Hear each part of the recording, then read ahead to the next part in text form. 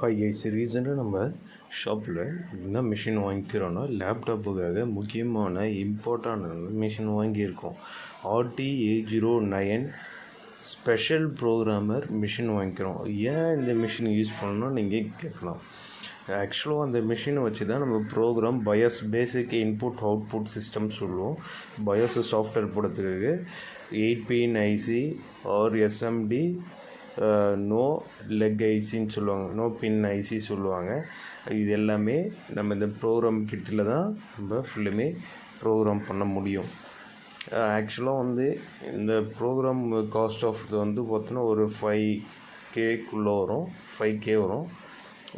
இந்த ப்ரோக்ராம் இருக்கிறதுனால என்னென்ன பெனிஃபிட்னால் நம்ம ப்ரோக்ராம் பண்ணிக்கலாம், பயாஸ்லாம் ப்ரோக்ராம் பண்ணிக்கலாம். அது இல்லாமல் SMD காம்பனண்ட் இருந்தாலும் ப்ரோக்ராம் பண்ணிக்கலாம். அது மேலே தனியாக ஒரு சிப் வரும், ஒரு சாக்கெட் வரும். அந்த சாக்கெட்டு நம்ம பர்ச்சேஸ் பண்ணுற மாதிரி இருக்கும். இது பின் சாக்கெட்.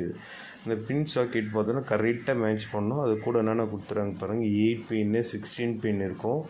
இது 8-pin 16-pin சாக்கெட்டு 2 கொடுத்துட்றாங்க. அது இல்லாமல் ஒரு VGA கேபிள் ஒன்று கொடுத்துட்றாங்க.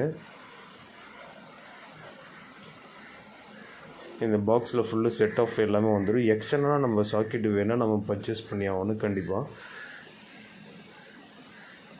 அதுக்கு முன்னாடி நம்ம சேனல் ஃபஸ்ட் டைம் பார்க்குறவங்க இருந்தாலும் டெக்னீஷியனாக இருந்தாலும் நீங்கள் மறக்காமல் சப்ஸ்கிரைப் பண்ணிங்க. சேனலை சப்ஸ்கிரைப் பண்ணி நோட்டிஃபிகேஷன் ஆல் செலக்ட் பண்ணிங்க. நெக்ஸ்ட் வீடியோ அப்லோட் பண்ணும்போது உங்களுக்கு நோட்டிஃபிகேஷன் அலாட் பண்ணும். VGA கேபிள் ஒன்று கொடுத்துட்றாங்க. இந்த VGA கேபிள் ப்ளஸ் ஒரு USB கேபிள் 2.0 கேபிள் ஒன்று சொல்லுவோம். இது டைரெக்டாக பயாஸ் மிஷின் ஒன்று கனெக்ட் பண்ணிட்டு அது இல்லாமல் நம்ம சிஸ்டமில் கனெக்ட் பண்ணிக்கணும். இது பார்த்தோன்னா SMD பயாஸ் இருக்குல்ல, பின்லெஸ் பயாஸ் இருக்குல்ல, அதுக்காக அந்த PCB கொடுத்துட்றாங்க. நம்ம சால்டர் பண்ணி தான் நம்ம இதில் நம்ம மிஷினில் போடுற மாதிரி இருக்கும். இந்த பாக்ஸ் பீஸில் கொடுத்துட்றாங்க. நம்ம RT809 ப்ரோக்ராம் நம்ம சிஸ்டமில் இன்ஸ்டால் பண்ணுற மாதிரி இருக்கும். சாஃப்ட்வேரு இன்ஸ்டால் பண்ணிவிட்டு தான் நம்ம ப்ரோக்ராம் பண்ணுற மாதிரி இருக்கும். 8 MB 4 MB பயாஸ் இருக்கும். ப்ரைமரி பயாஸ் இருக்குது, செகண்டரி பயாஸ் இருக்குது. நம்ம ஃபீல்டில் உள்ள நம்ம டெக்னீஷியனுக்கு தான் நெக்ஸ்ட் நம்ம சர்வீஸ் பண்ண தான் அவங்களுக்கு தெரிய வரும்.